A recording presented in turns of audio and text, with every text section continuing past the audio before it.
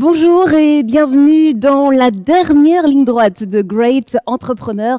Vous êtes sur la RTS. Si vous êtes avec nous depuis un peu plus de 6 mois, eh bien, vous savez que ce concours arrive à son dénouement. Great Entrepreneur, ce programme créé par l'ambassade de Grande-Bretagne, le British Council Sénégal est soutenu par Nescafé, eh bien, arrive à son dénouement. Si vous êtes avec nous depuis le début de l'aventure, vous aviez pu découvrir nos 16 candidats sélectionnés parmi une centaine de candidatures à travers des vidéos de présentation sur notre chaîne YouTube ou encore sur la RTS. Vous aviez voté, notre jury avait noté également et suite à cela, nous avions retenu 8 candidats pour la demi-finale. Ces 8 demi-finalistes étaient venus ici, sur le plateau de Great Entrepreneur.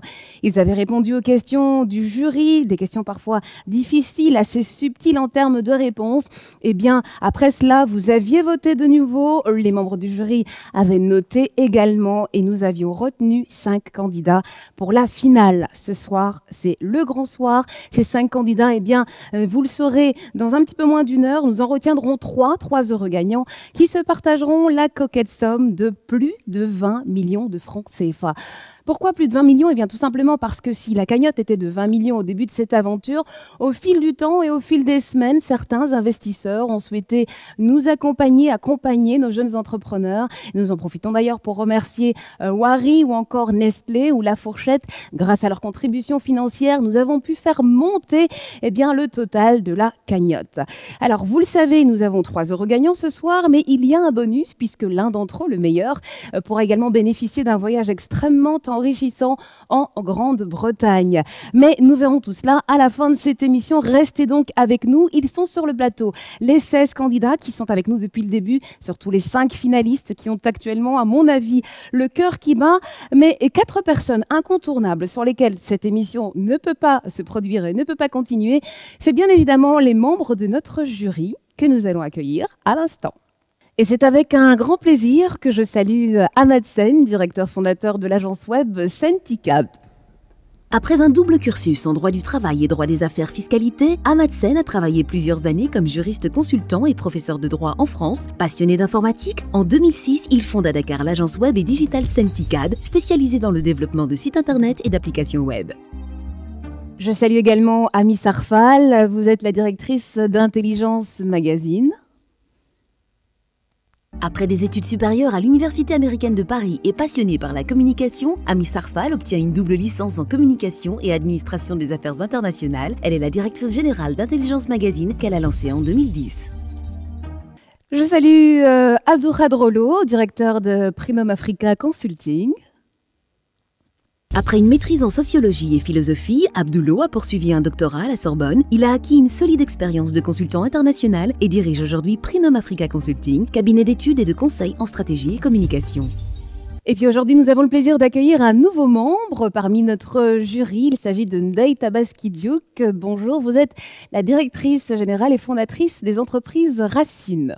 Après une licence en sciences économiques complétée d'un BTS en informatique de gestion à Paris, Ndeye Tabaski Diouk a travaillé comme comptable à Elisold Paris. De retour au Sénégal en 1994, elle crée Entreprise Racine qui dispose de 3 départements, Racine Communication, Racine Boutique et Racine Conseil en images personnes. En 2010, elle crée la Villa Racine, premier boutique-hôtel de Dakar. Bienvenue à vous. Alors, mesdames, messieurs, les membres du jury, je suis très heureuse de vous recevoir sur le plateau de Great Entrepreneur. Alors, aujourd'hui, c'est le grand jour. Pour certains d'entre vous qui accompagnent nos candidats depuis le début de l'aventure, il va falloir prendre une décision. Et ce n'est peut-être pas très facile parce que je sais que vous avez eu plusieurs coups de cœur et puis que vous les avez vus un petit peu grandir et évoluer depuis le début de cette aventure. En tout cas, il va falloir être très attentif puisque c'est aujourd'hui que tout se décide. Alors, on va revenir un petit peu sur l'actualité de la semaine, puisque nos 5 finalistes ont eu l'opportunité d'avoir une expérience au sein de votre entreprise, l'entreprise que vous dirigez chacun, des séances de coaching, une occasion pour eux d'échanger avec des chefs d'entreprise, mais également de comprendre un petit peu mieux comment expliquer, comment atteindre ses ambitions, comment développer ses stratégies de développement, comment peut-être revoir un peu ses ambitions financières à la baisse. En tout cas, vous avez fait chacun de votre côté, de votre mieux pour répondre à leurs sollicitations. Et puis, vous savez également que leur capacité d'auto-évaluation et cette capacité d'immersion au cœur même de l'entreprise sont des éléments importants qui vont compter dans vos notations aujourd'hui. Alors je vous propose comme ça tout de suite rapidement de revenir en images sur ces séances de coaching.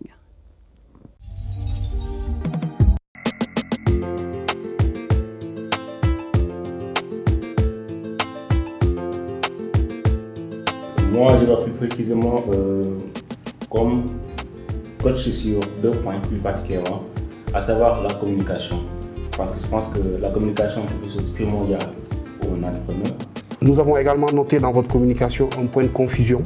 Ce point de confusion-là, il est lié au fait que les gens sont convaincus que votre outil gère la comptabilité.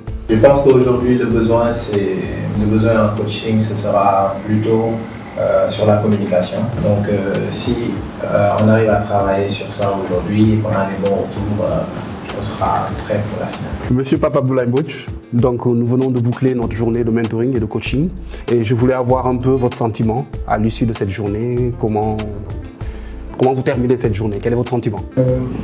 J'ai un sentiment de satisfaction après cette séance. Ça a été véritablement bénéfique. Et nous allons d'abord examiner les retours de communication. Et pour ça, nous aurons besoin bien sûr d'une analyse mutuelle, vos retours, mes retours, etc. Et vous donner de bons conseils pour pouvoir améliorer cette communication en sachant qu'elle est effectivement déterminante.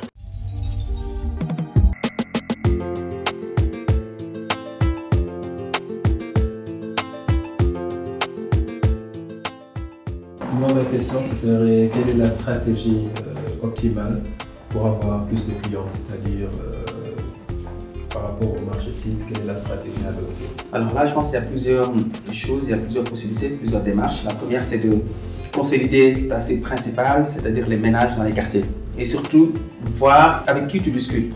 Mieux vous discuter avec les décideurs, les rencontrer personnellement, leur expliquer ce que tu fais. Donc rencontrer le décideur, le payeur. Aujourd'hui, quels sont les conseils que vous pouvez me donner après votre expérience en tant qu'entrepreneur? Alors la première des choses que tu peux établir, c'est toi t'imposer par ta compétence.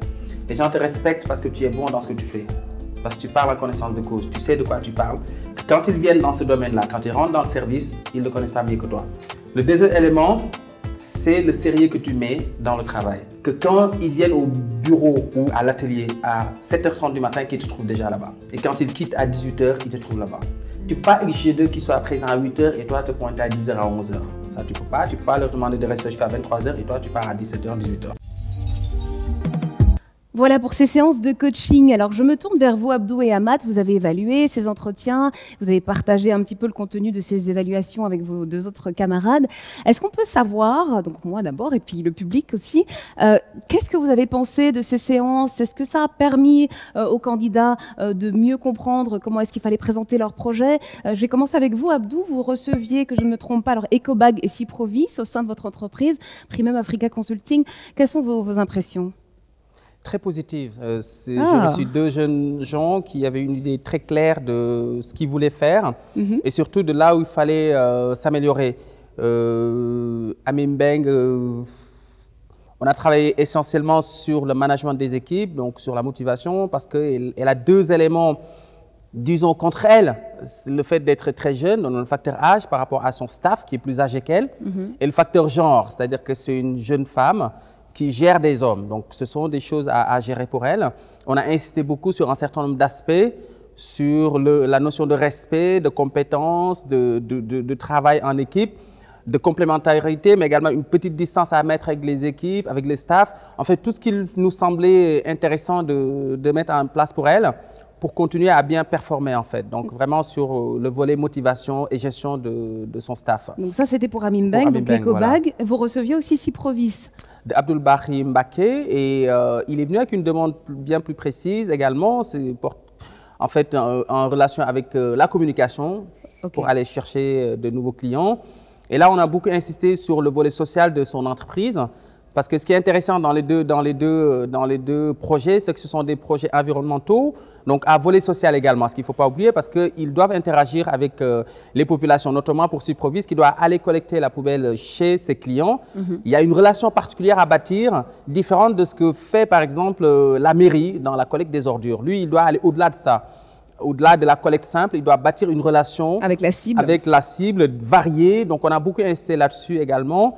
Donc, ces deux projets qui se complètent assez, donc qui sont venus avec, les promoteurs sont venus avec des questions très précises et on a travaillé sur ces questions-là. Mais au-delà de ça, je leur ai offert la possibilité de travailler avec mes équipes finance, comptabilité, qui leur ont, parce que pour moi, c'est important également qu'ils puissent se structurer sur ce plan-là. C'est extrêmement important de se formaliser, de mettre dès le départ, si vous voulez, un canevas, une grille de travail sur les finances. C'est extrêmement important, ça solidifie l'entreprise, ça permet d'avoir une visibilité sur tout ce qu'on fait. Donc, on a, au-delà du coaching, je leur ai permis de travailler avec mes équipes, notamment les deux jeunes femmes qui travaillent chez moi sur ces questions-là. Voilà, on vous le disait, hein, vision, leadership et capacité managériale, c'est vraiment une immersion totale au cœur de l'entreprise. Alors Amat, vous avez également eu le plaisir de recevoir 3 de nos finalistes dans vos bureaux de Senticad. Alors il s'agit, que je ne dise pas de bêtises, de Njarté, de Natangé et de SunPower. Quelles sont vos impressions ?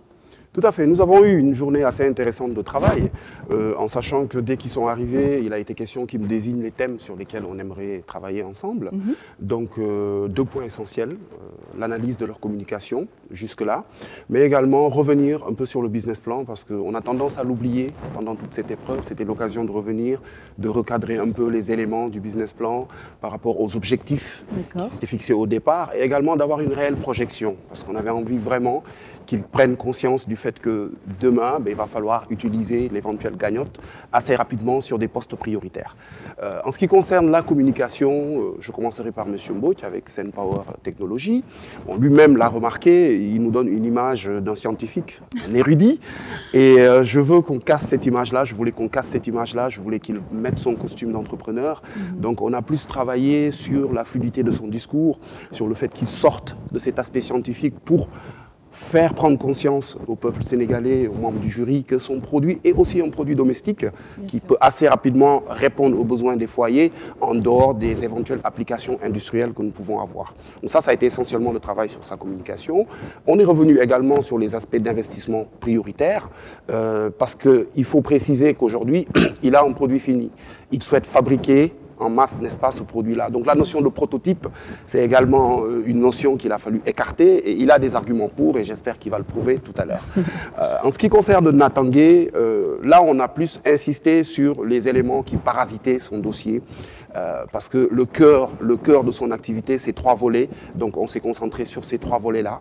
On en a enlevé 2 autres qui étaient là plutôt pour parasiter le raisonnement et derrière insister sur sa vraie plus-value qui est l'agriculture bio.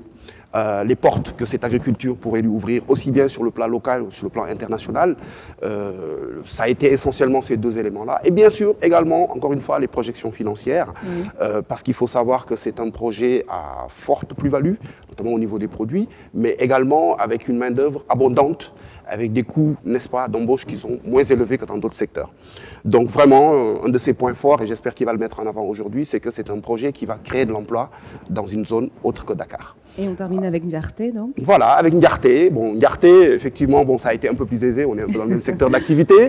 Donc là, j'ai surtout tenu à me rassurer sur le bon fonctionnement de son produit.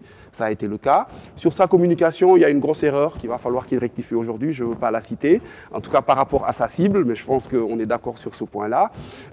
Sur ses projections financières également, nous avons eu à réajuster certaines choses, parce que je pense qu'il est important à ce stade-là que les membres du jury et le public qui nous suit sachent réellement que ces candidats savent où ils vont mettre leur cagnotte directement et surtout que ce soit des investissements prioritaires et qui vont impacter directement le développement de leur activité. Voilà. Bon, eh bien, tout cela est bien clair et bien précis. Il ne nous reste plus qu'à voir, qu'à vérifier si nos 5 finalistes ont bien compris la leçon. Il va maintenant falloir pour chacun d'eux venir passer son oral devant les membres de notre jury. Si vous êtes avec nous depuis le début de cette aventure, vous savez que les critères étaient la pertinence du projet, les capacités, les qualités managériales et entrepreneuriales, les projections financières, on vient d'en parler. Aujourd'hui, les membres de notre jury vont être particulièrement attentifs à un point. Les candidats sauront-ils se montrer assez persuasifs? Il va falloir pour chaque candidat expliquer, convaincre, justifier pourquoi devrait-il bénéficier d'une partie de la cagnotte et surtout qu'envisage-t-il de faire de cet argent. Il ne me reste plus qu'à leur souhaiter bonne chance puisqu'ils vont venir maintenant un par un défendre leur projet devant les membres de notre jury. Allez, sans plus tarder, nous allons accueillir notre premier candidat. Il s'agit d'une candidate, la dernière femme encore en lice dans cette finale de Great Entrepreneur 2014. J'accueille Amy Meng. Bonsoir Amy. Bonsoir Juliette. Alors Amy, je rappelle que vous présentez le projet EcoBag. Vous officiez dans la collecte, le recyclage et la transformation de déchets plastiques. Du fond de mon cœur, je vous souhaite bonne chance.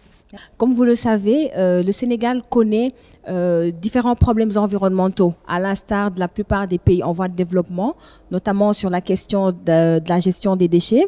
Donc cette problématique elle est liée à plusieurs facteurs, notamment une forte démographie, mais également des habitudes de consommation qui sont incompatibles avec une pérennité environnementale. C'est-à-dire qu'aujourd'hui, on assiste à une nouvelle tendance de bouteilles en plastique, en PET, ce sont les sachets en plastique, ce sont les tasses de café, et ces différentes ces plastiques-là ont des conséquences sur notre environnement. Donc nous, aujourd'hui, nous nous focalisons sur les déchets plastiques car ce sont les plus dangereux, on va dire. Le projet EcoBag est une unité de recyclage de déchets plastiques qui se présente en plusieurs étapes. Alors la première étape s'agit de la collecte et de la transformation des déchets. Je tiens à préciser que notre cœur de métier n'est pas de collecter des déchets ménagers. Collecter c'est bien, mais recycler c'est encore mieux. Donc nous nous spécialisons dans la collecte de déchets plastiques. Alors quand je parle de déchets plastiques, c'est essentiellement les déchets post-consommation, les déchets industriels, mais également les e-déchets. Ici vous avez des exemples de par les bouteilles de détergent. Alors les déchets, ça c'est le cycle de vie du déchet plastique. On le ramasse, on le met en balle. Il y a un système de triage, ensuite broyage, lavage, tamisage, bien évidemment séchage. Les déchets sont ensuite expédiés au niveau des usines de plastique spécialisées. Donc ce déchet, s'il suit le cycle de vie, alors revient en produit semi-fini ou produit fini. Donc, comme vous le voyez, il sert encore à refaire des produits neufs. Donc, c'est ces produits-là, c'est ces échantillons de produits et de matières que vous avez à côté de vous. C'est la matière rebroyée qui est différente de ceux qui sont dans les pots, qui sont des granulés. Alors, pour ce qui est de la deuxième étape, elle consiste en la production de produits finis, c'est-à-dire du mobilier de jardin, du mobilier de collectivité, c'est-à-dire du mobilier urbain, c'est tout ce qui est poteaux, abris de bus, panneaux de signalisation, mais également ce type de produit-là, on a un tabouret, une chaise ici, un pot de fleurs qui peut servir également de poubelle, un porte-CD et également un carreau. Mais également, il y a une ouverture vers d'autres types de matières recyclables, autres que le plastique, c'est-à-dire le papier, les pneus, etc. Voilà, donc les impacts de EcoBag sont multiples. Moi, je dirais que c'est du 4 en 1, dans le sens où ça a un impact sur notre environnement, c'est-à-dire que ça permet de réduire considérablement le volume des déchets. Et ça permet également d'améliorer le cadre de vie, mais également de préserver notre environnement. Sur le plan politique, le projet est en cohérence avec la stratégie nationale de gestion de déchets de l'État, mais également il permet aujourd'hui de développer des partenariats avec les collectivités locales, dont certains sont en cours. Il s'agit essentiellement de mettre en place des groupes de collecte au niveau de toutes les régions du Sénégal et de créer des emplois et des milliers d'emplois verts. Voilà. Alors, les aspects financiers, aujourd'hui, nous sommes dans une logique de recherche de l'excellence des produits, mais également des services. Donc, nous aurons besoin, vu le gisement important de matière que nous avons, estimé à plus de 730 000 tonnes de déchets par an et par ménage rien qu'à Dakar, nous aurons besoin d'un véhicule utilitaire qui va nous permettre de nous approvisionner en matière, mais également de livrer nos produits finis. Alors, une extrudeuse, parce qu'aujourd'hui, la demande est de plus de 60 tonnes par mois. À notre broyeur seul, nous ne pouvons pas aujourd'hui honorer cette demande et répondre à cette forte demande. Mais également, cela nous permet de produire des produits de meilleure qualité. Comme vous le voyez, le produit qui est dans le pot est différent de celui qui est dans le sachet. Un broyeur pour produire davantage également de matière vu le fort gisement, mais également un lieu de travail convenable, notamment un hangar et des bureaux. Mesdames, Messieurs, les membres du jury, vous avez quelques minutes pour réagir. Oui, bonjour Ami. Bonjour. Je vois que vous avez déjà pas mal pris en compte les remarques qui vous ont été faites lors de la précédente session, en tout cas la session qu'on a eue avant juste cette émission-là. Je vois également que tu as réévalué donc le budget. Qui tourne autour de 50 millions maintenant. Donc maintenant, est-ce qu'au niveau également du personnel, du staff que tu avais envisagé, tu restes toujours au niveau de ce staff-là ou tu envisages de recruter beaucoup plus? Parce que tu nous as parlé d'un terrain que tu veux aménager, un hangar et acheter des conteneurs, salles conteneurs pour en faire des bureaux en fait. Tu es toujours dans cette logique-là? Oui, je suis toujours dans cette logique puisqu'actuellement j'ai 4 salariés. Alors ce hangar aujourd'hui, ce terrain va me permettre de recruter davantage de personnel, notamment des collecteurs, mais également des trieurs, parce que les matières, quand elles arrivent comme ça, elles sont mélangées. Donc, il me faut un certain groupe de tri. Si aujourd'hui, j'obtiens une extrudeuse, c'est aussi également des machinistes de plus. Donc, c'est une suite logique, c'est des collecteurs de plus, des machinistes de plus, des trieurs coupeurs de plus, mais également des manœuvres de plus. Donc, voilà, on peut créer des centaines et des centaines, voire des milliers d'emplois.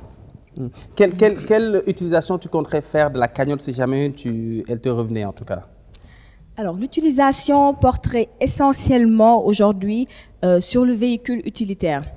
Parce que vous savez, vu le nombre très élevé aujourd'hui de déchets plastiques, on a besoin de nous approvisionner en matière et de façon constante. On a également besoin d'aller livrer. Alors qu'aujourd'hui, le coût du transport, il est intégré dans le coût d'achat de la matière au kilogramme. Mais également l'achat d'une extrudeuse, parce qu'on est dans une logique de vraiment créer des produits de qualité que l'on exporterait même, des produits qui répondent aux normes. Donc, mais également, je pense qu'ils sont tous importants, le broyeur et le hangar, parce que comme je vous disais tout à l'heure, la demande elle est très forte. Donc essentiellement, c'est investir dans du matériel, dans de l'équipement. Dans de l'équipement et de l'infrastructure. D'autres observations au niveau du jury, avant qu'on passe au candidat suivant? Oui, moi je rebondirai sur la question d'Abdou, parce que je suis un peu intrigué en fait sur les priorités en matière d'investissement. Moi je vois beaucoup de postes quand je relis votre business plan. Il y a le fameux camion, il y a les embauches de personnes, je vois à peu près 13 personnes à embaucher, dans à peu près 3 postes, je dirais, de bas niveau, sans connotation péjorative. Je vois également le local qui constitue un problème pour vous, parce que je pense que vous avez besoin d'un local assez spacieux pour pouvoir répondre aux besoins en tonnage. Exactement. Je vois également tout ce qui est bureau, mise en place de biseaux, emplacement et autres. Bon, aujourd'hui, vraiment, on est arrivé à un stade où on a besoin de savoir réellement, demain, vous gagnez un prix au sein de ce concours, quel est le poste prioritaire et pourquoi vous le jugez prioritaire? Alors, demain, si je gagne cette cagnotte, le poste prioritaire, c'est d'investir dans le hangar pour recevoir davantage de matière, parce que le seul frein aujourd'hui à cette activité, on va dire, c'est la collecte. Et donc, plus on aura de matière de disponible, plus on sera efficient et plus on produira. Donc, le poste le plus urgent aujourd'hui, c'est vraiment l'espace de travail, c'est vraiment l'aire de manœuvre. C'est plus le camion? Si, et le camion aussi, mais le hangar vient en premier. Parce que pour l'instant, on n'a pas de camion, mais cela ne nous empêche pas de travailler. Supposons vous remportez une partie de la cagnotte. Vous imaginez votre société où exactement dans 5 ans? Et quelles sont les prochaines démarches déterminantes que vous allez envisager pour parvenir à cet objectif à moyen terme? D'accord. Alors, la société dans 5 ans, je ne l'imagine pas être une unité à petite échelle. Je l'imagine être une grande structure de revalorisation de déchets qui ne revalorise pas seulement le plastique, mais également tous les autres types de déchets. C'est-à-dire qu'aujourd'hui, on a le papier, on a les pneus qui sont là. Il y a vraiment la matière, il y a vraiment beaucoup de choses à faire. Donc aujourd'hui, je l'imagine être une unité industrielle de revalorisation dans 5 ans de tout type de déchets et incontournable au Sénégal. Une unité industrielle de quelle capacité, disons? Déjà aujourd'hui, notre capacité de production varie entre 15 et 18 tonnes. Moi, j'aimerais aller au niveau de production, c'est-à-dire atteindre les 2 tonnes jour, on va dire. 2 tonnes de matière par jour. Allez, on va terminer avec votre question, Tabaski, allez-y. Alors bonjour Ami. Bonjour. En tout cas, je suis ravie de voir une dame en tout cas porter ce projet, qui est un projet magnifique. Je l'ai lu profondément, aussi bien le projet que le business plan. La première fois quand je l'ai lu, je me suis dit mais est-ce qu'elle se rend compte de tout le boulot qu'il faut? Et en vous voyant aujourd'hui, je suis rassurée. Vous avez vraiment la niaque qu'il faut et vous croyez en votre projet. Et c'est surtout ça l'essentiel. Par contre, tout à l'heure, c'est vrai que vous parliez donc de production aussi éventuellement. Mais est-ce que là, vous ne risquez pas d'avoir vos clients comme concurrents? C'est ça ma question. Merci pour votre question et vos encouragements. Par rapport à la production de produits finis aujourd'hui, je pense, comme disait tout à l'heure Monsieur Amat, je pense qu'on n'est pas forcément... je ne suis pas forcément obligée aujourd'hui d'avoir un background on va dire, de designer ou voilà, de producteur. Mais l'essentiel, c'est que je suis entourée aujourd'hui de gens qui ont de l'expérience dans le domaine de la plasturgie et du recyclage en général. Donc plus d'une 30aine d'années. Ces producteurs-là de produits finis, aujourd'hui, je suis dans une logique de produire des choses différentes. Par exemple, des abris de bus que vous avez vus tout à l'heure sur les slides, c'est essentiellement des mobiliers de collectivité, c'est-à-dire les bons publics que vous voyez dans les rues. Moi, je veux qu'on lutte contre la déforestation. Et donc, c'est des bons publics qui sont faits à partir de plastique recyclé. Donc, mon objectif, c'est pas aujourd'hui de produire exactement ce qu'il y a sur le marché. Par exemple, ce tabouret-là, bien repensé, on peut produire un tabouret autre que celui-là, mais à partir de la même matière recyclée, et un tabouret que l'on créerait où, voilà, on peut même aller jusqu'à avoir des brevets sur les produits finis. Donc, on n'est pas forcément obligé. Il y a des tonnes, il y a des centaines de produits finis aujourd'hui. Vous n'avez pas idée de produits finis qu'on peut faire à partir de matières recyclées. Donc, il n'y a pas que les chaises, il n'y a pas que les tabourets. Il y a une tonne, des cantos de produits finis qu'on peut produire avec la matière recyclée là. Donc, mon objectif, ce n'est pas d'en faire des concurrents directs. Merci, Ami Mbeng. Je rappelle que vous présentiez votre projet EcoBag. Bonne chance à vous. Merci, Juliette. Lui aussi, vous l'avez découvert dans Great Entrepreneur il y a 6 mois. J'accueille maintenant le 2e candidat qualifié pour cette finale, Noumounchi Abdoulaye Diawa. Bonsoir Abdoulaye. Bonsoir. Comment ça va? Bien. Pas trop stressé? Ça va. Bon, alors je rappelle que vous êtes le porteur du projet Njarte by Genius Family. Il s'agit donc d'une application web et mobile qui est destinée au secteur informel. Allez-y, mesdames, messieurs les membres du jury, il est à vous. Bonjour les membres du jury. Je suis là aujourd'hui pour vous présenter mon projet, Njarte, qui est une application web. Pour ceux qui ne connaissent pas le terme Wolof, Njarte signifie en Wolof potentiel de vente. Donc nous sommes venus en appoint au secteur commercial pour aider les commerçants. Sunu mbokku bawol bawol yi nga xamné kom réew mi ñom ñoko téye. Donc jappalé len ci lolu lu ñu war la. À cet effet, nous avons mis en place une application web et mobile qui leur permet de gérer facilement leur commerce et pouvoir accroître leur rentabilité. Comme vous le voyez sur le tableau, nous avons commencé Njarte il y a de cela un moment. Nous avons fait déjà 4 mois de prospection dans les zones de Dakar et de Thiès après la finition de l'application. Nous avons prospecté plus de 125 commerçants entre les 2 villes parce que nous sommes basés aussi à Thiès. Et sur ces 125, nous avons eu 50 clients qui sont des commerces, mais aussi des entreprises de transformation qui ont vu l'utilité de notre application par la facilité et aussi par la croissance qu'il peut apporter à ce secteur. Donc, Nyarte permet de gérer tout ce qu'il y a comme stock, les charges, les comptes des clients, parce que ne l'oublions pas, nos boutiques des fois sont comme des banques, les gens empruntent de l'argent aussi et ils déposent de l'argent. Donc les grossistes et les semi-grossistes qui sont dans ce secteur ont un besoin de bien gérer, bien qu'ils sont dans leur métier, ils ont besoin d'appoint car la technologie vient toujours à la rescousse de ce secteur qui est un peu en rade. Sur le prochain slide, vous verrez un peu le marché qui est devant nous.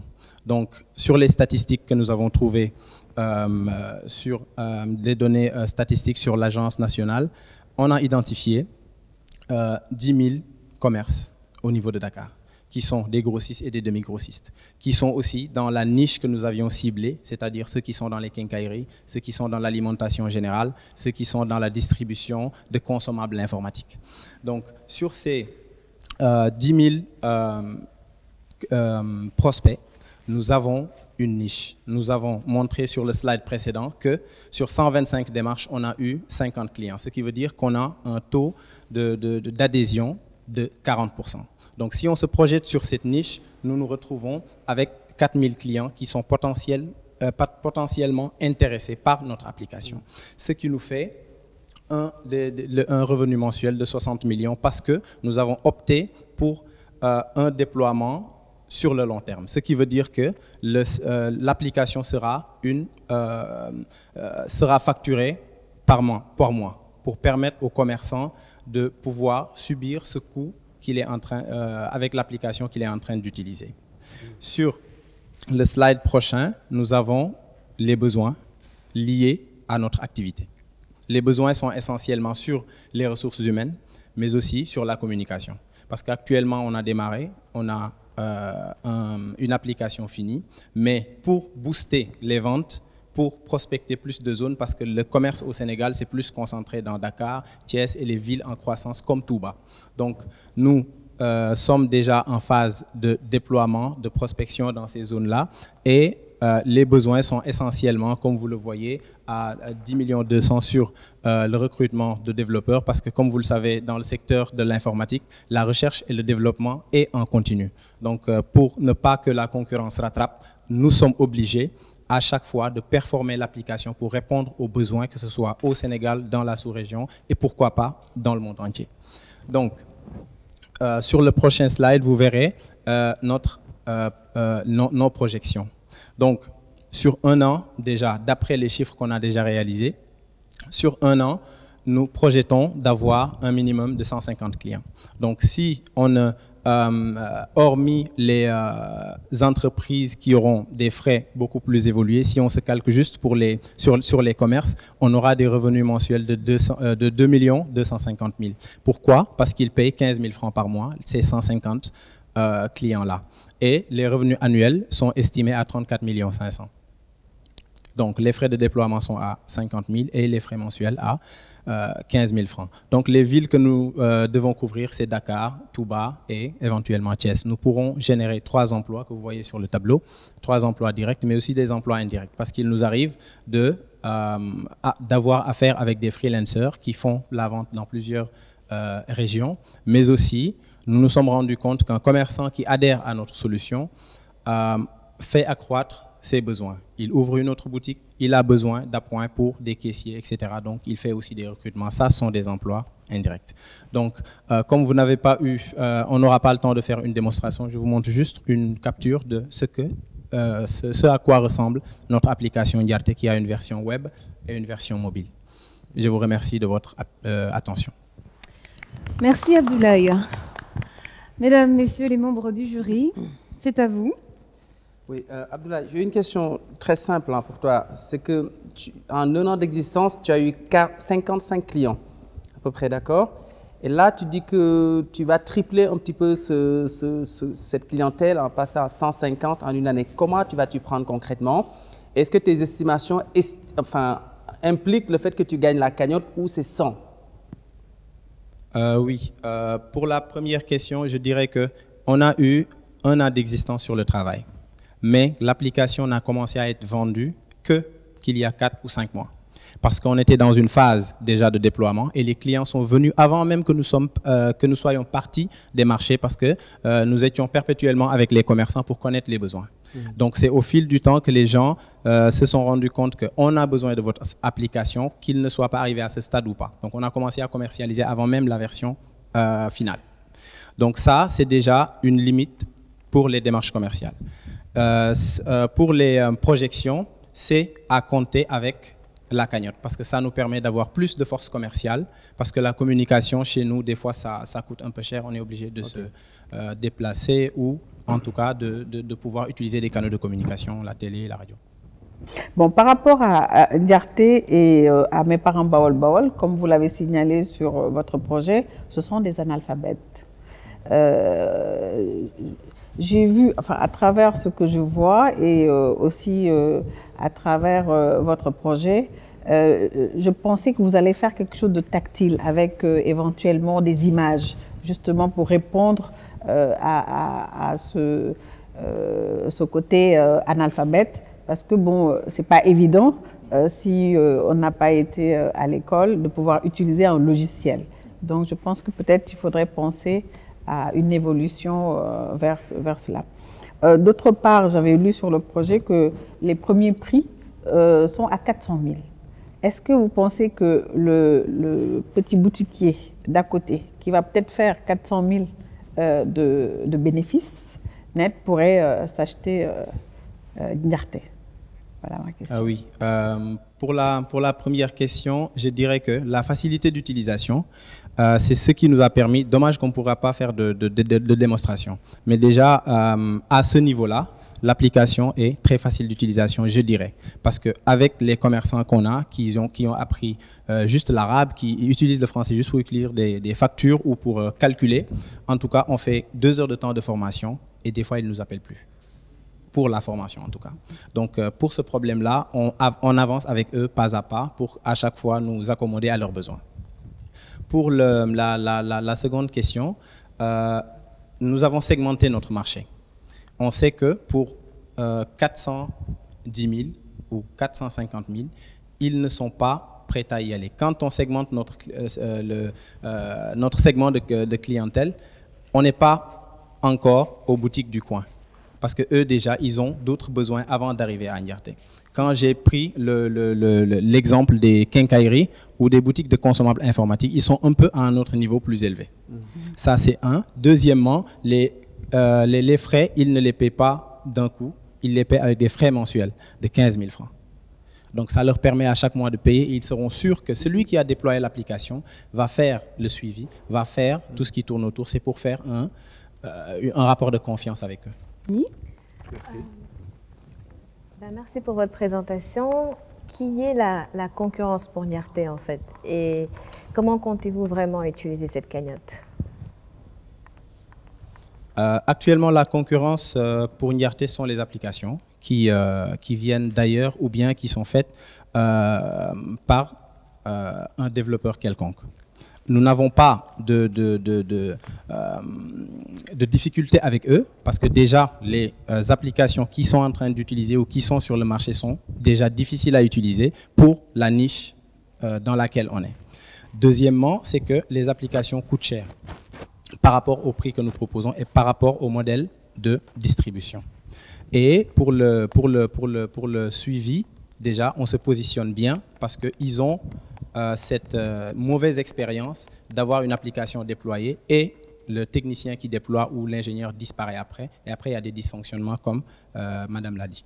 On va terminer avec la dernière question d'Ami, donc, Abdoulaye, sur l'utilisation de la cagnotte. L'utilisation de la cagnotte, ce sera essentiellement, comme je l'ai mis sur le tableau financier, ce sera sur les ressources humaines et sur la communication de Ndiarté. C'est essentiellement sur ça qu'on va se baser pour avoir un tremplin pour pouvoir couvrir le pays parce qu'il y a la demande est encore forte. Voilà donc pour le projet Ndiarté, Noumounti Abdoulaye Diaw. Merci beaucoup et encore une fois, bonne chance à vous. Bravo. J'accueille à présent notre 3e finaliste, Tierno Souleymane Agne. Bonsoir Tierno. Bonsoir. Comment ça va ce soir? Ouais, ça va, alhamdoulilah. Pas trop stressé? Non, pas du tout. Bon, alors Thierno Souleymane Agne, je rappelle que vous présentez le projet Natangé. Votre ambition, c'est de développer l'agriculture biologique avec un volet apiculture et aviculture. On va voir cela tout de suite. Mesdames, messieurs les membres du jury, je vous laisse en compagnie de Thierno. Bonsoir. Mon nom c'est Thierno Souleymane Agne. Je suis technicien en horticulture et président cofondateur du groupe Natangé. En fait, dafa am benn jour benn sage-femme mu ne ma jamono yu ñu toll nii benn jigéen mënul jur doom joo xam ne ni feebarul ndaxte ñam ñu ñuy lekk maanaam fruits ak légumes yi dañoo am ay produits toxiques te la moo ko waral parce que dañuy utiliser abusivement les pesticides et les engrais chimiques. Pour parer à ce problème, nous avons décidé de mettre sur pied un projet agricole Natangé qui ne doit plus utiliser ni d'engrais chimiques ni de pesticides chimiques, donc produire des produits bio. Et cela grâce à une méthode innovante. C'est laquelle? C'est la combinaison de l'apiculture, l'aviculture et la floriculture. Donc, nous allons d'abord passer sur le volet avicole en premier point et aller directement sur la production maraîchère proprement dit. Et en dernier point va venir l'apiculture pour venir en appoint sur la production, ça veut dire intensifier la production agricole. Donc ici, nous allons utiliser le phénomène de pollinisation pour accroître la production, en quelque sorte. Et à côté aussi, nous allons avoir du miel que nous allons mettre sur le marché. Mais pour réaliser tout cela, nous n'avons pas la somme sollicitée.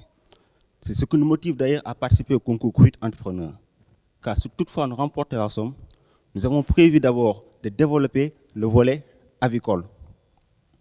Donc nous allons accroître la production des poulets, d'abord, pour pouvoir atteindre la quantité d'engrais bio dont nous avons besoin.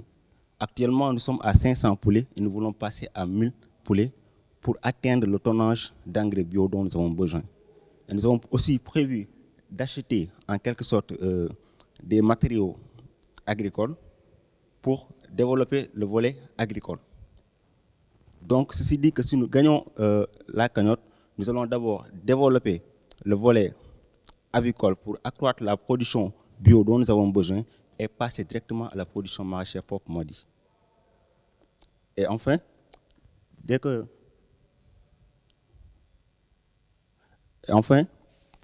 nous avons pu mettre sur cela, la somme sollicitée sera de 10 millions pour développer le volet avicole, pour acheter les matériaux agricoles pour passer directement à la production agricole, mais aussi pour acheter les équipements et le fonctionnement, nous aurons besoin de 10 millions. Une fois avoir mis tout cela en place, nous pouvons maintenant nous penser à la rentabilité. Et pour la rentabilité, pour le volet avicole, nous allons avoir 1000 sujets. Donc ça veut dire que nous avons prévu une perte de 15%. Avec cette perte de 15%, nous allons nous retrouver avec un revenu brut de 2 125 000. Et avec, ce sera un revenu net donc mensuel de 1 025 000. Ce qui revient à dire que nous allons avoir un revenu annuel sur le volet aviculture de 12 300 000. Et pour le volet agriculture, ici nous allons avoir un revenu annuel de 12 540 000. Un revenu brut, je veux dire. Et un revenu net, nous allons avoir un revenu net de 8 985 000. Ce qui fera que nous allons avoir un revenu annuel des 3 volets qui va tourner autour de 21 285 000. Mais ça, ce sera sur un court terme, sur 1 an. Donc sur un long terme, dès que nous pouvons par exemple nous exploiter les 15 hectares dont nous disposons et mettre en jeu le volet apiculture et le volet culture fruitière et céréalière, nous allons avoir un revenu qui va tourner autour de 106 430 000. Donc en résumé, le projet Natangé est un projet agricole qui s'investit dans l'agriculture biologique et qui est en sa première phase, qui est le volet aviculture, et qui envisage d'entamer sa deuxième phase, qui est la production maraîchère proprement dit. C'est pour cela que nous sommes ici pour espérer remporter la cagnotte, car nous sommes conscients que l'émergence économique et sociale du Sénégal passe par le développement de l'agriculture. Merci.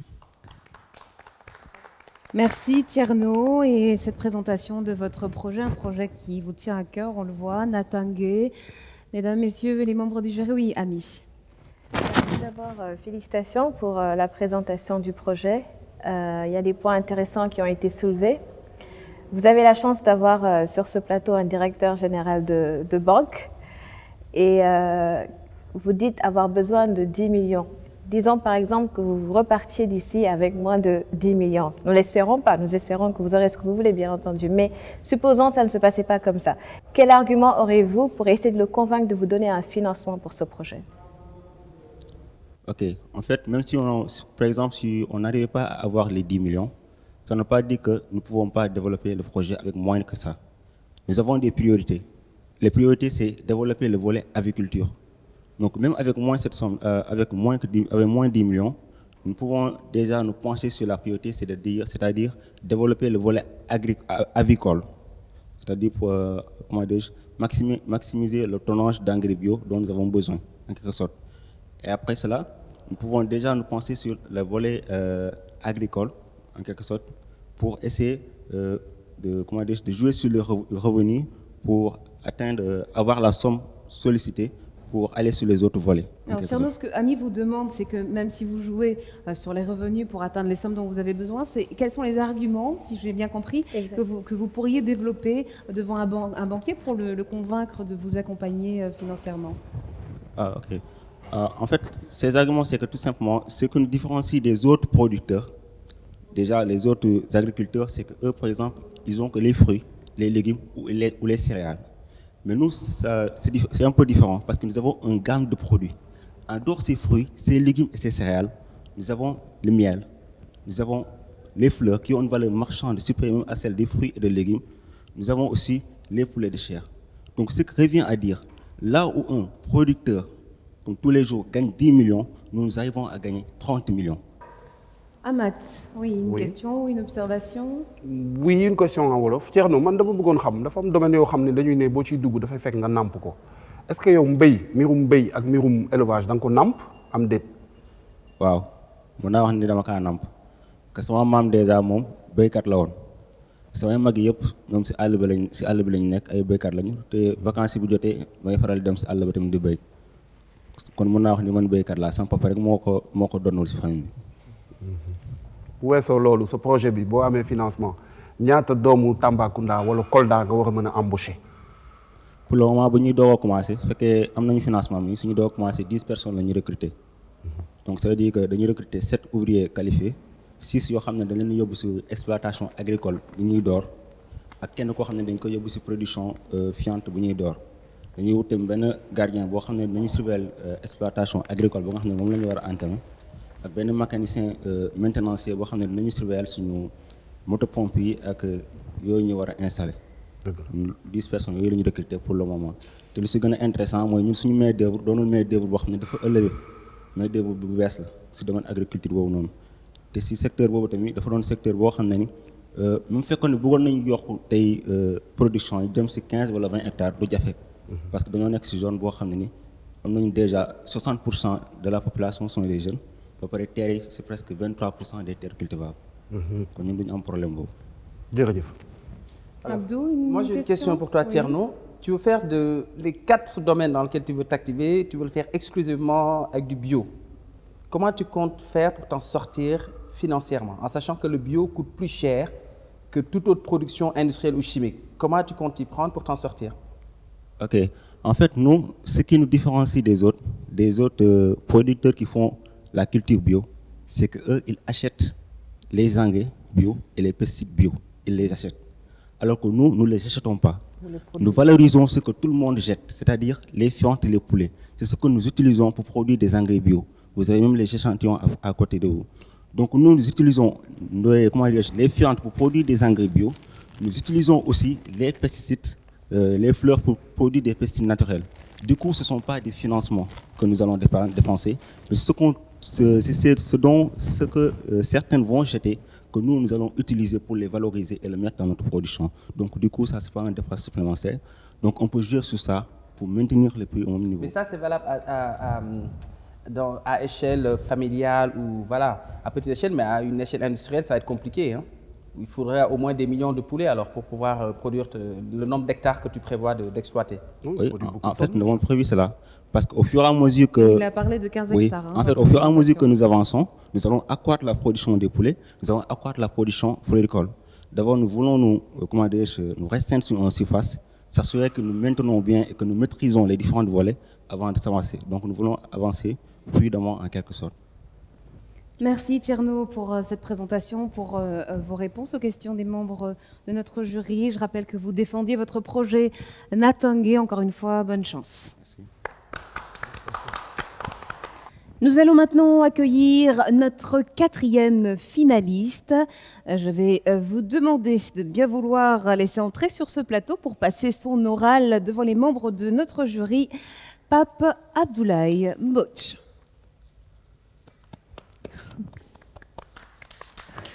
Bonsoir Pape. Bonsoir Juliette. Comment ça va? Ça va bien, merci. Pas trop stressé? Ça va. Ça va aller? Oui. Bon, très bien. Alors, je rappelle rapidement votre projet. Il s'appelle SenPower. Alors, vous souhaitez certes développer l'énergie éolienne, mais pas n'importe laquelle, puisqu'il s'agit d'une éolienne d'un genre nouveau. Mesdames, Messieurs les membres du jury, je vous laisse avec Pape Abdoulaye Mbodj. Oui, bonsoir les membres du jury, bonsoir les téléspectateurs. Alors, il va falloir parler plus fort. Et bonsoir les membres du jury, bonsoir les téléspectateurs. Donc aujourd'hui, je vais venir vous parler de l'éolienne verticale à mouvement oscillatoire pour répondre à la problématique de l'énergie électrique. Donc là, je vais vous faire une présentation. D'abord, l'éolienne oscillatoire peut être utilisée par un particulier ou à l'échelle industrielle. Manam, bu fekkente ne da nga am sa kër mu nga jël éolienne bi teg ko sa terrasse muy jël ngelaw bi di si defal courant nga mën a wàññi sa facture. Bu fekkente ne da nga am immeuble di ko louer mu nga jël éolienne bi teg ko ci kaw immeuble bi courant bi muy génnee nga jaayale ko sa ay locataire. Bu fekkente ne da nga am tool mu nga jël éolienne bi defal si courant fournir électricité sa ay pompe ngir irriguer ce champ. Bu fekkente ne da nga am atelier menuiserie lu nekk mu nga jël éolienne bi teg ko si am courant bu doy pour produire pour sa ay machine. Aussi l'éolienne oscillatoire de par son design s'intègre dans l'environnement urbain. Donc la source de production est proche des consommateurs. Cela permet d'éviter la déperdition d'énergie lors du transport et limite l'investissement pour les infrastructures de transport. Étant donné que cette éolienne-là, de par son design, ne crée pas énormément de nuisances sonores, donc on peut l'installer facilement dans le milieu urbain. Et j'avais eu la dernière fois une question intéressante par rapport au design de l'éolienne, peut-être à son originalité. Et j'ai eu un retour de la part de l'Office qui est chargé de la recherche internationale pour le design de l'éolienne. Et sur les dizaines de milliers de brevets qui existent dans le monde, l'Office a dit qu'en fait, que mon éolienne était d'un genre nouveau et avait une application industrielle. En matière de brevets, il faut 3 choses. Le caractère nouveau, l'application industrielle et le caractère inventif. Donc déjà, les 2 points sur les 3 sont acquis. On est en train de finaliser sur le dernier point qui est le caractère inventif. Donc le paiement de l'éolienne peut se faire par versement mensuel. Donc cela, c'est pour fortement diversifier les utilisateurs du produit. Donc là, on va voir le prochain slide. Cela concerne l'utilisation de la cagnotte éventuellement. Donc il y aura un premier investissement qui sera réalisé pour le logiciel 3D, pour la conception assistée par ordinateur. Donc initialement, nous étions partis sur un plan d'acquisition, mais cela revient excessivement cher. Donc nous allons utiliser une technique qui est disponible, qui est de louer en fait ces logiciels par mois. Donc cela permet de baisser fortement le budget. Vous avez aussi l'achat des machines de découpe, les outillages, documentation, qui revient à 5 millions. Donc on va voir sur le prochain slide aussi le coût de la réalisation du banc d'essai et qui va nous permettre d'avoir toutes les données de l'éolienne. Donc ce sera pour le produit qu'on va mettre sur une maison et produire de l'énergie. Et donc on a un total de 13 600 000 pour faire le premier produit et alimenter une maison. Voilà. Donc là on va passer sur le premier slide et on va parler de la rentabilité et de l'impact sur le long terme. La vente de 10 éoliennes permet d'avoir un chiffre d'affaires de 50 millions sur le premier trimestre. L'éolienne oscillatoire est un produit à forte valeur ajoutée et qui se positionnera sur un marché de plusieurs milliards de francs CFA. Aujourd'hui, le marché de l'éolienne, c'est le marché qui croît le plus rapidement dans le domaine des énergies renouvelables et on parle de centaines de milliers de milliards de francs CFA. Déjà, la possibilité d'avoir le brevet est un avantage considérable si les performances sont confirmées. Grâce à cette éolienne, on créera des emplois directs à fort revenu dans les domaines des sciences et de l'ingénierie, ce qui va booster l'innovation et par ricochet dynamiser l'économie. Donc là, il y aura au départ une armée d'ingénieurs qui va travailler sur un produit qui par la suite aussi va évoluer certainement et il y aura des retombées technologiques dans d'autres secteurs. Donc on va voir aussi sur le prochain slide le dernier point. L'utilisation à grande échelle de l'éolienne oscillatoire permettra de diminuer la subvention de l'électricité de la part de l'État et de la réorienter dans d'autres domaines. Il faut savoir aujourd'hui au Sénégal, l'État consacre plus d'une centaine de milliards pour subventionner le prix de l'électricité, pour éviter tout seulement que le prix de l'électricité monte. Donc, grâce à l'utilisation massive de cette éolienne, on baissera cette subvention de la part de l'État qui pourra être réorientée sur d'autres secteurs, comme par exemple l'agriculture, les infrastructures, les écoles, etc. Donc voilà, en gros, la présentation de l'éolienne oscillatoire. Merci, Papa Abdoulaye Mbodj. On vous avait reproché d'être un peu trop dans votre bulle scientifique. Est-ce que les membres du jury auront un autre avis ce soir? Oui, Ami. Félicitations pour cette initiative. Je pense que c'est un secteur qui a pu permettre à des pays de se positionner sur la voie de l'émergence. Mais la question que j'ai, c'est comment comptez-vous, d'un point de vue marketing, encourager des ménages, etc., à investir 5 millions dans l'éolienne? Exactement. Déjà, il y a la possibilité de payer. Il y a la possibilité de payer cette éolienne par mois, en fait. Donc, on va fractionner cela par mois sur peut-être 6 ans, 7 ans, 8 ans. Donc, quand on prend une éolienne dans la gamme moyenne, on peut faire un versement mensuel de pratiquement 50 000 à 60 000 francs par mois. Et en plus, il y a un autre plan qui peut être mis en place, c'est-à-dire que je vous donne l'éolienne, on signe le contrat, et chaque mois, vous allez me reverser ce que vous gagnez par mois, l'électricité qui vous est fournie par l'éolienne, vous me le reversez sur la durée, en fait, qui va permettre de compenser le prix de l'éolienne. Et après cela, l'éolienne va vous appartenir. Donc ça aussi, c'est des plans de financement qui peuvent être réalisés pour promouvoir cet outil. Papa Abdoulaye, l'État du Sénégal veut véritablement aller vers la priorisation des énergies renouvelables. D'ici à 2016, on parle de 20% de production d'énergie renouvelable. Aujourd'hui, il y a le solaire qui se développe de plus en plus au Sénégal. Comment toi, tu te positionnes par rapport à l'énergie solaire qui commence à avoir sa part du marché? Qu'est-ce qui convaincrait le consommateur que nous sommes, par exemple, à plutôt installer une éolienne chez lui plutôt que d'installer des plaques solaires? Exactement, et c'est très intéressant d'amener le point avec l'État, parce que mon premier prototype d'éolienne a été financé par le ministère de l'Enseignement supérieur et de la Recherche. Donc déjà, ça montre l'intérêt que vous venez de préciser. Par rapport à la compétitivité avec le solaire, si on prend une maison, si je mets l'éolienne à 5 millions, pour avoir la même puissance avec le solaire, il faudra investir 9 500 000 ou 10 millions pour la même capacité. Donc je suis 2 fois moins cher que le solaire actuellement. Et aussi, il faut regarder le marché du solaire. Il faut savoir, la raison pour laquelle le solaire progresse, c'est à cause de la chute du prix des plaques des panneaux solaires.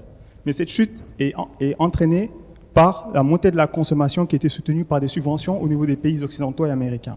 Et qu'est-ce qu'on voit? L'Allemagne, qui représente plus d'un tiers des panneaux solaires dans le monde, est en train de revoir sa politique vis-à-vis du solaire. Ils se sont rendus compte qu'ils étaient en train de subventionner une classe aisée et que maintenant, c'est les autres classes qui payent le coût de l'électricité. Qu'est-ce qu'ils sont en train de faire? Ils vont enlever les subventions. On assiste à la fermeture de plusieurs compagnies en Allemagne. Plus de 5 000 ont fermé déjà dans le domaine des énergies solaires. Donc cette chute du solaire qui est attendue n'est pas si évidente que cela. Et l'éolienne, le design de l'éolienne que je propose, a des performances supérieures. Mais cette remarque est valable également pour l'éolienne, hein. Donc pour les pays que vous citez, aussi bien l'Allemagne que la France.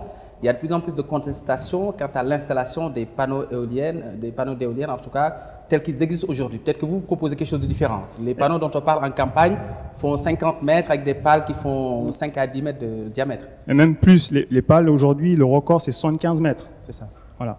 Donc là, l'éolienne que je propose avec son design, vous avez la pale qui est complètement enfermée. Voilà, à l'intérieur. Donc on élimine les nuisances sonores, on élimine les turbulences, on ne tue pas les oiseaux et voilà, on arrive avec des vents moyens de produire une quantité d'énergie assez conséquente. Merci.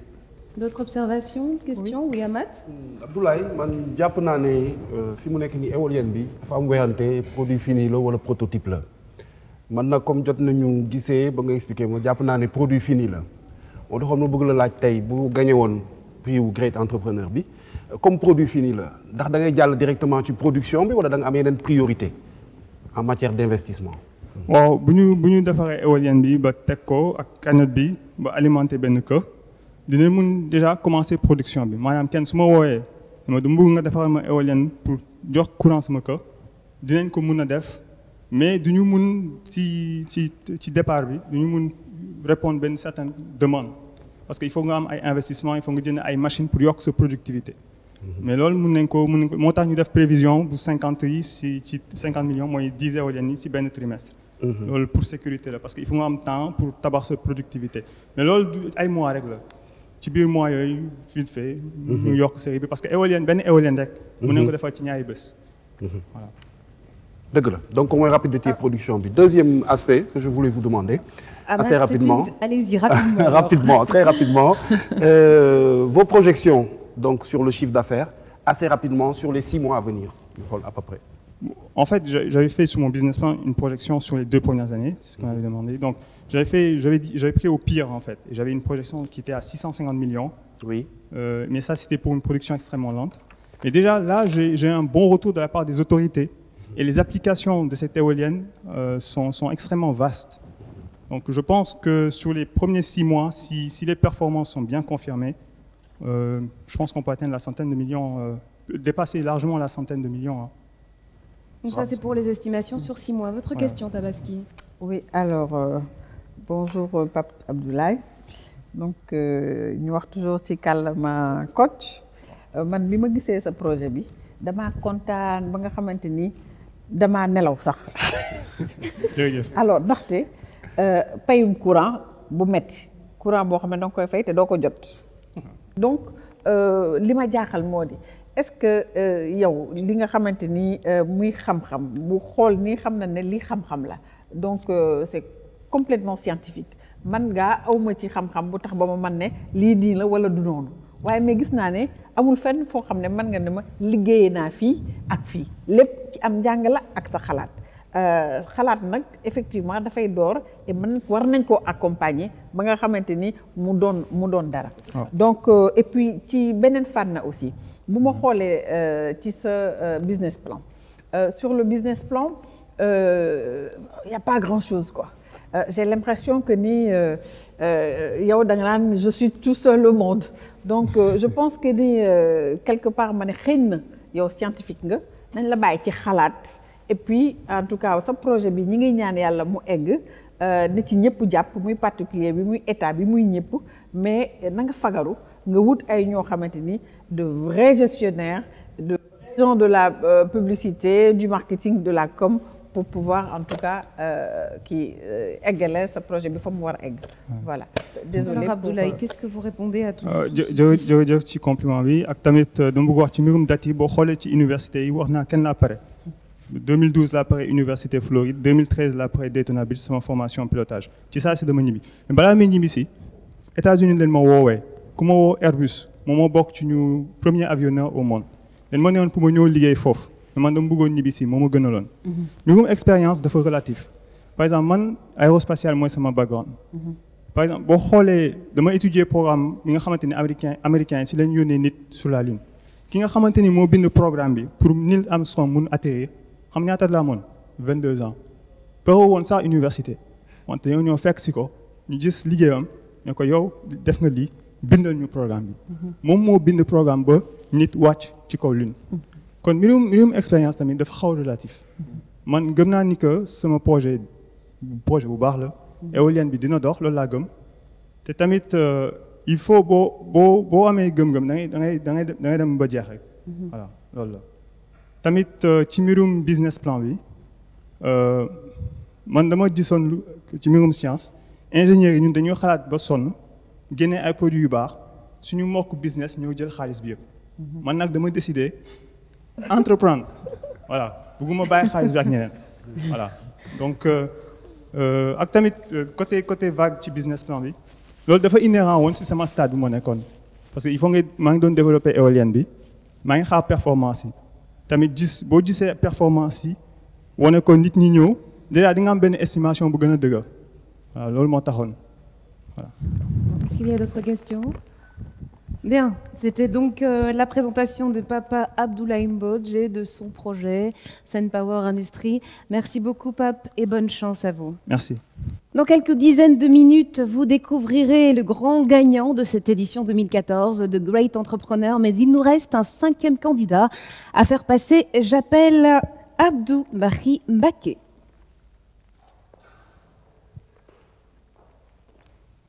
Bonsoir Abdou. Bonsoir Juliette. Comment ça va? Je vais très bien et toi? Pas trop stressé? Juste un peu. Un petit peu, ça va bien se passer. Alors Abdou, je rappelle que votre projet s'appelle Cyprovis et que votre ambition c'est d'aller collecter les ordures dans les zones inaccessibles. Tout à fait. Mesdames, messieurs, les membres du jury, il est là, il va vous présenter son projet. Bonsoir mesdames et messieurs, membres du jury. On est venu vous présenter notre... Il faut parler bien fort Abdou. Hein. D'accord. Voilà. On est venu présenter notre solution Cyprovis face au problème de gestion des ordures au Sénégal et particulièrement à Dakar. Donc la solution qu'on propose est basée sur l'utilisation de tricycles motorisés. Les tricycles vont vers les ménages pour collecter les ordures. Ces ordures sont triées au préalable par les ménages car on a instauré un système de tri où les ménages mettent de côté tout ce qui est déchets plastiques. Pour le moment. Donc, la partie récupérée des ordures par les tricycles sont acheminées vers les centres d'enfouissement par le biais des bennes à ordures. Et la partie qui a été triée par les ménages, c'est-à-dire le plastique, va être recyclée et réutilisée, soit pour fabriquer des pavés avec les plastiques, ou même produire des poubelles que l'on va distribuer par la suite aux ménages. Actuellement, puisqu'on a démarré le tri il y a juste 2 mois de cela, nous stockons l'ensemble des matières plastiques récupérées.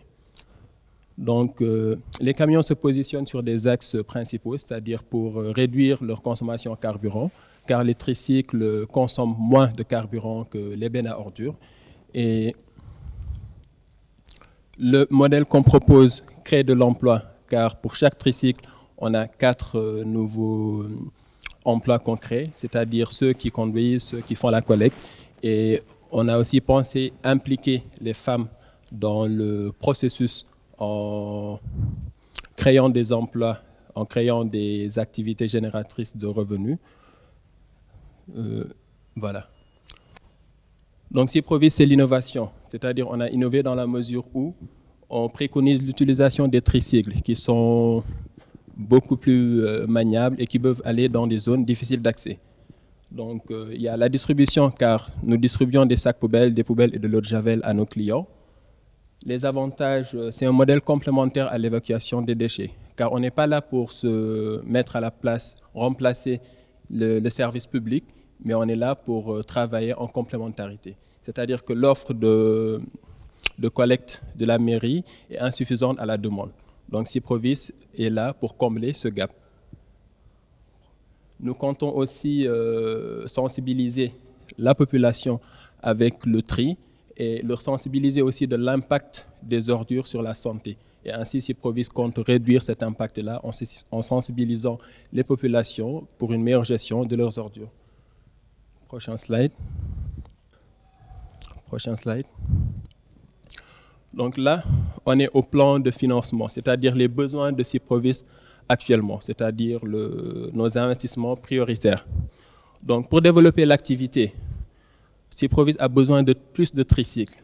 Là, on en a besoin de 5, car nous souhaitons aller dans 5 autres quartiers où le besoin s'est ressenti et où Cyprovis doit intervenir. Donc pour ce faire, nous aurons besoin de 5 tricycles, d'un mini-camion qui pourra récolter ce que les tricycles auront collecté au préalable auprès des ménages.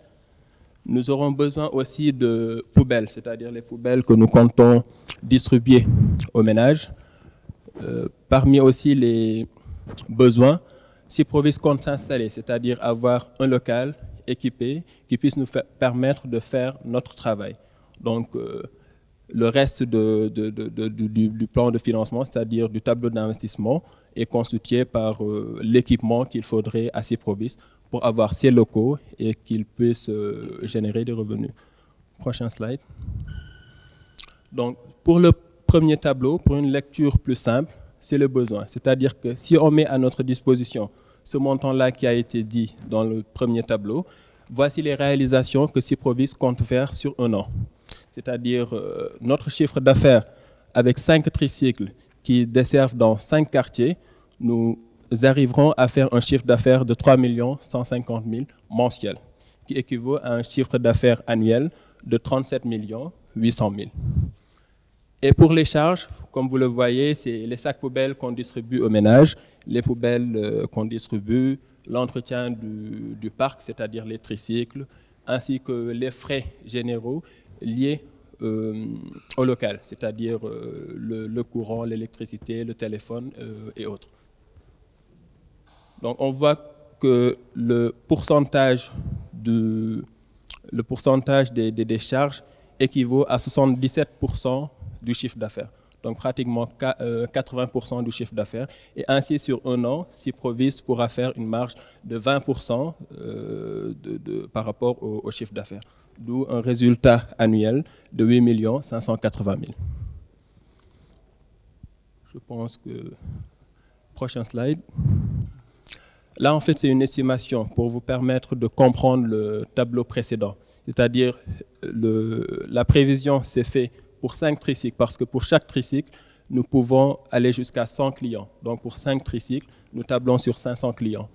Les prix aussi facturés pour le budget prévisionnel, on a fait la moyenne entre le prix facturé le moins cher et le prix le plus cher, c'est-à-dire entre 3 500 et 7 500. Et le prix moyen équivaut à 5 500, qui nous a permis de faire les prévisions. Donc la quantité prévue de collecte par jour sera égale à 3,5 tonnes, car les ménages produisent environ entre 5 kg et 10 kg d'ordures par jour. Donc environ en moyenne 7 kg par jour. Donc toutes les informations, ce sont juste pour que vous puissiez comprendre un peu sur quoi on s'est basé pour faire notre budget prévisionnel. Donc Cyprovis, c'est un projet qui est déjà là, qui existe et qui a besoin d'un coup de pouce pour aller de l'avant, c'est-à-dire pour étendre ses activités, pour créer de l'emploi aussi bien pour les jeunes que pour les femmes. Et nos activités ne se limitent pas simplement à la collecte des ordures, mais à la revalorisation, c'est-à-dire le traitement qui suit après.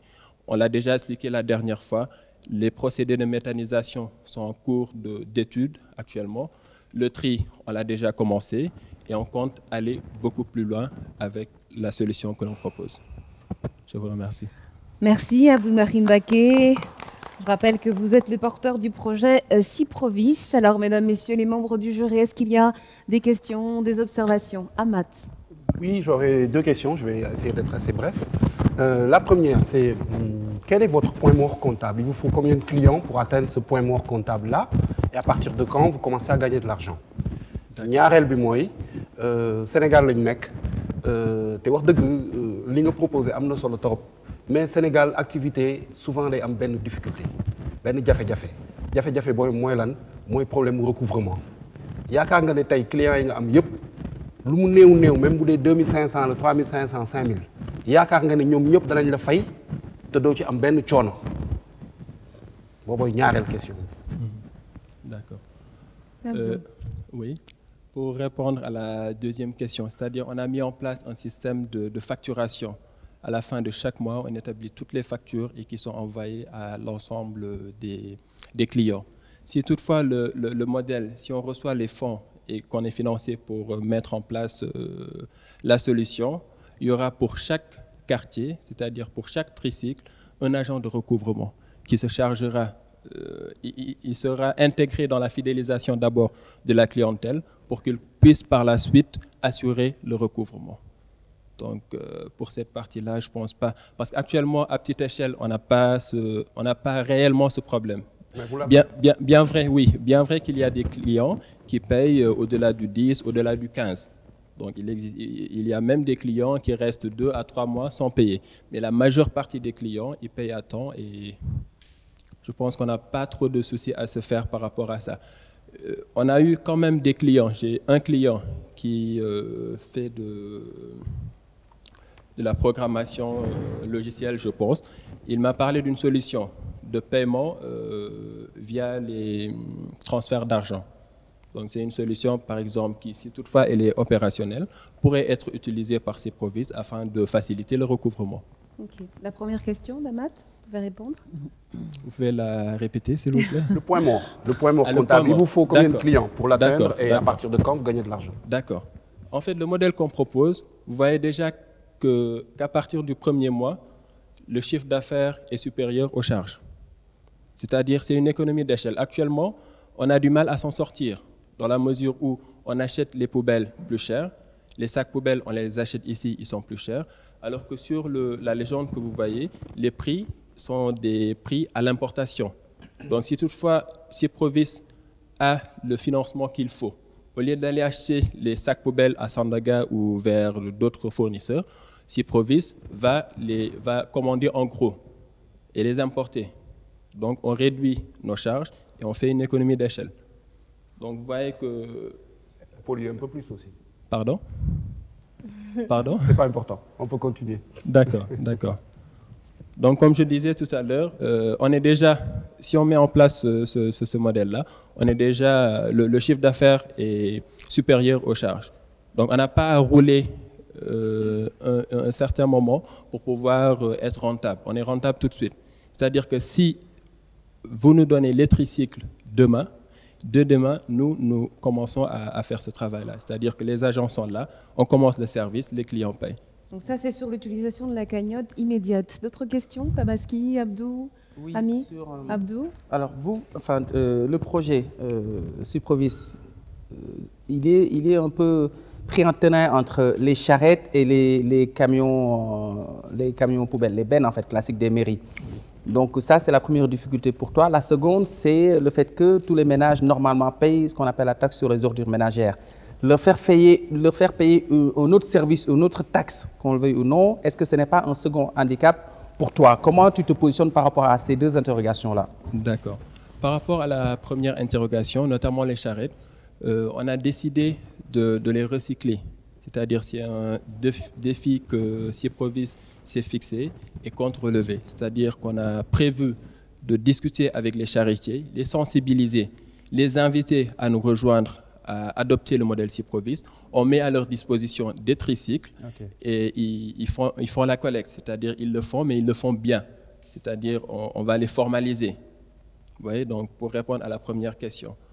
Sinon, par rapport à la TOM, comme vous venez de le dire tout à l'heure, on est en train, parce que comme je l'ai précisé au début, l'offre est insuffisante à la demande. Raison pour laquelle Cyprovis veut combler ce gap. Bien vrai qu'on est en train de travailler avec, c'est-à-dire qu'on cherche à travailler avec les mairies, les municipalités. Dernièrement, il y a à peine 3 jours, on a eu un entretien avec un maire, c'est-à-dire un nouveau maire, et on a eu à échanger dans ce sens-là. C'est-à-dire qu'il a vu l'émission Great Entrepreneur. Certainement, il a été séduit par le modèle Cyprovis et il nous a contactés pour que l'on puisse essayer de travailler ensemble. Mais bon, puisqu'il nous a demandé de lui apporter une demande d'agrément, donc je ne peux pas trop me pousser sur ce point-là, parce qu'on en est juste au début pour le moment. D'autres observations? Bien, alors Abdou-Mahi Mbaké, on va vous souhaiter également bonne chance. Merci. Et merci de votre présentation. Merci.